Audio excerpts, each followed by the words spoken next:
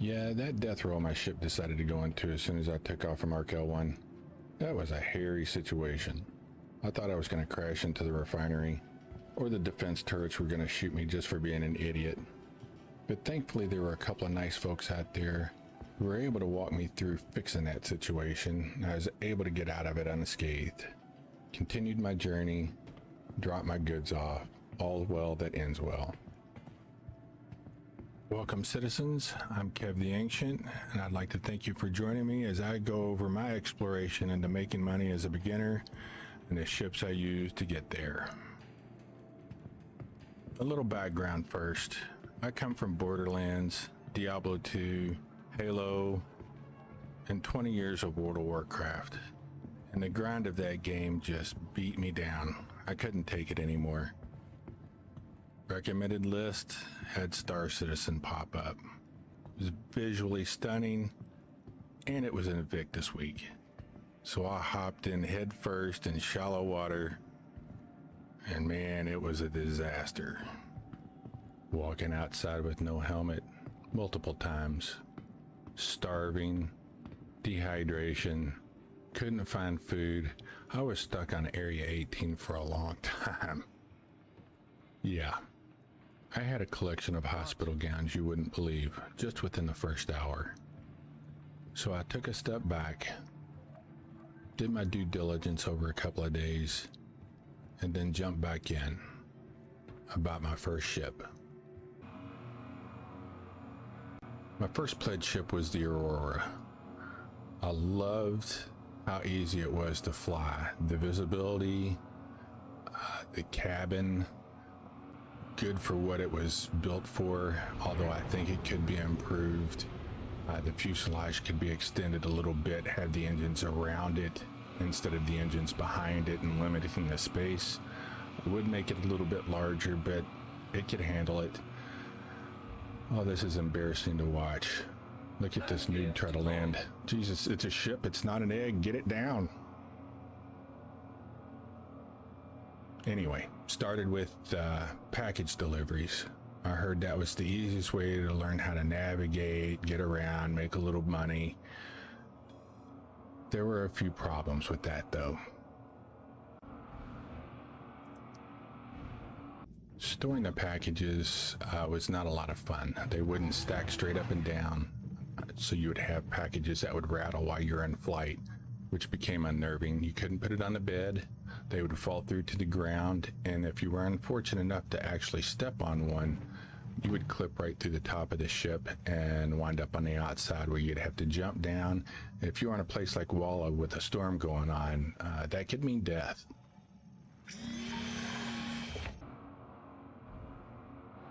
Goodness, he still hasn't landed yet. Well, it just became too much of a headache dealing with the package issue, trying to plan your routes so you could stack packages according to the routes you went to, the places you went to. It just became too much, so I decided to upgrade my ship package to a Titan. The Avenger Titan was everything I wanted it to be, and then just a little bit more.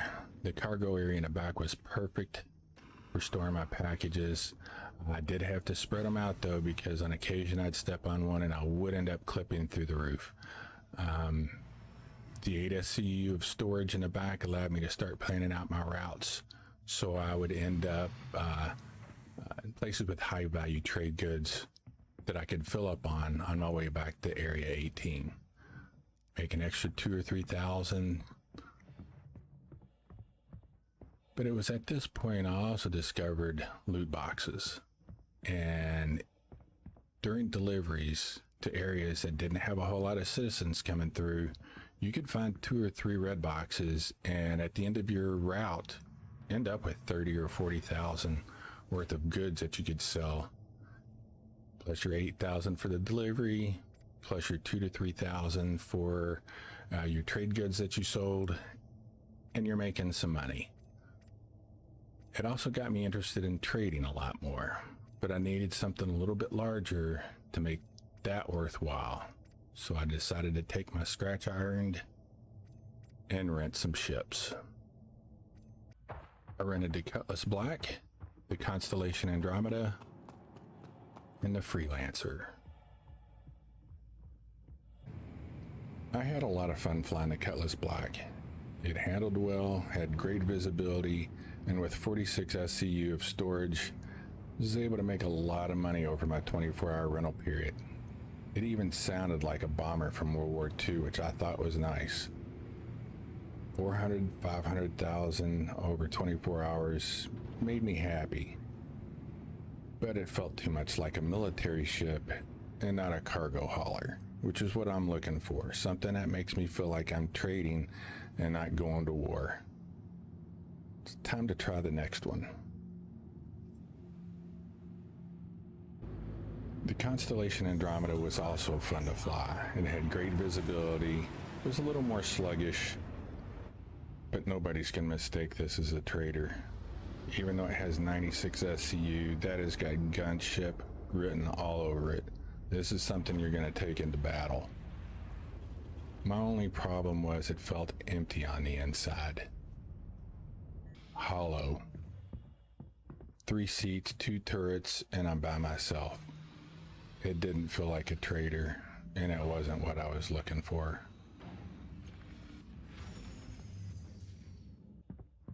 The MISC Freelancer.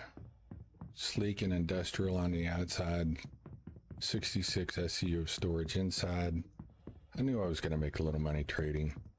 Not a whole lot, but enough. As soon as I stepped inside though, I knew I found home. This was going to be my ship. The only drawback was that 66 SCU. You're not going to make a living trading with that.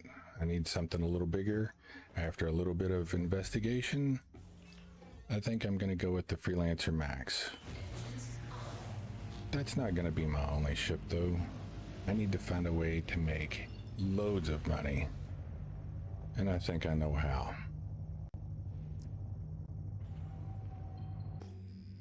That's right, I rented a prospector, headed out into space, and started making my fortune. Even though you can't mine Quantanium, Bexlite, Laranite, Borase, you can still make gobs of money. And that's exactly what I did. With the money rolling in like this, I had to reevaluate a few things. With trading, there's risks you're gonna take. Pirates, game crash, and you're out of that money. Everything you've invested into that cargo is gone. You're only going to lose time with a prospector though. So I think I'm going to take this last load and buy me a prospector, get a Lancet head for it, go out and mine some Quantanium. That's how I'm going to afford my fleet. That's how I'm going to be able to do what I want to do in this game and not have to worry about the money or crashes. Just time.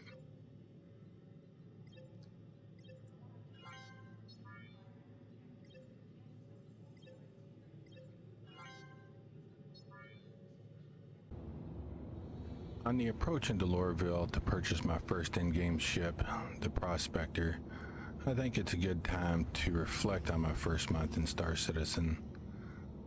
The sheer scale, the beauty, just the experience of flying, it's unbelievable. I wouldn't have traded it for anything, despite some of the problems that occurred. Crashed the desktop when exiting Quantum.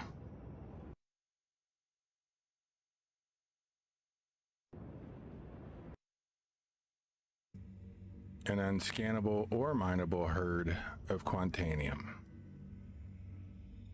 What a shame.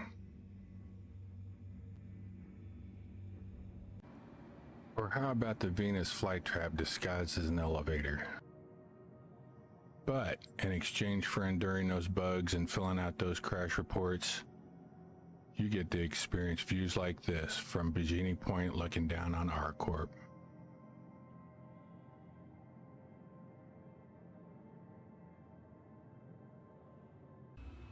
Or flying above the surface of a moon, taking in the beautiful snow-covered landscape.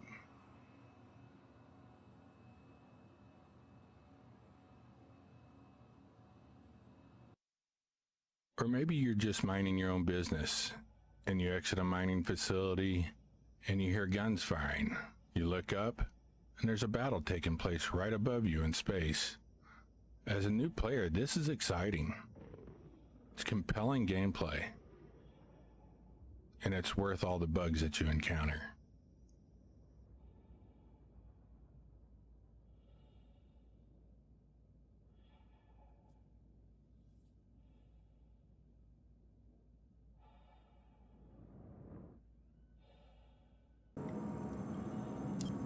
It's a milestone for me to go from terminally clueless to purchasing my own ship with in-game credits.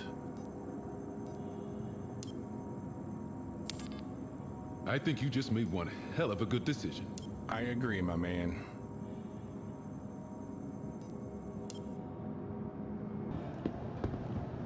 There she is, my moneymaker. The ship that will allow me to put together a fleet that will support any type of gameplay I choose. And I'm looking forward to the journey to come. Well, that wraps up my first month in Star Citizen, but it truly is only the beginning. That Freelancer Max is not gonna by itself, so I got some more mining to do. There's also other aspects of the game I haven't explored yet. Bounties, bunker missions, PvP. Oh, and maybe joining an org. I think that's probably pretty important in this game. Thank you for sticking around. Stay safe, citizens, and I hope to see you out in the verse.